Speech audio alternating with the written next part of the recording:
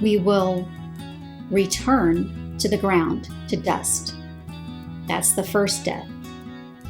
The first death is one of the indirect consequences of the death choice, along with unhealthy relationships, pain, stress, thorns and thistles, the literal ones and everything they symbolize. Think about all of these things that are part of the curse. This is pretty much the life that we have grown accustomed to, isn't it? We have lives that have pain, suffering, stress, anxiety, sadness, loss, thorns and thistles of all kinds. Can you imagine that never ending? Day after day after day of all of this? There's certainly good things in this life, but can you imagine an endless existence where we have all of this curse? That would be unbearable. 80, 90, 100 years of it is pretty much all we can take, isn't it? At some point, death becomes a mercy, because to live day upon day upon day without end, with all of the pain and suffering we have in this life, would be unbearable.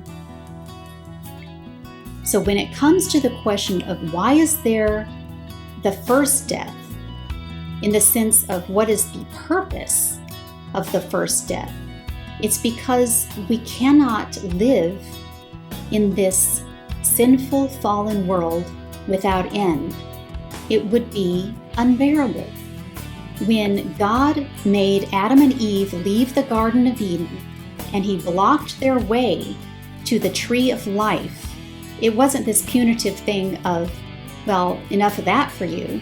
It was a mercy to keep them from eating from the tree of life and having all of this curse, the pain and suffering, go on without end.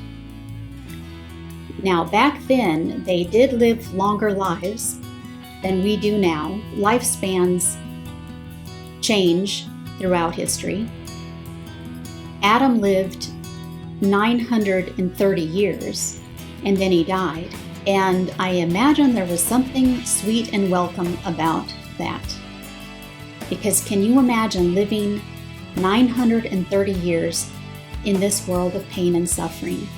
All that he experienced, all that he saw, all the he had to see not just his children and his grandchildren and his great-grandchildren, but so many generations that came after him suffer because of a decision he made. But see all of that suffering and experience all of that suffering, that could not go on without end. It was a mercy that God cut off their access to the tree of life and brought into the equation the first death. Now, why is there a second death? We have to leave that question for another time.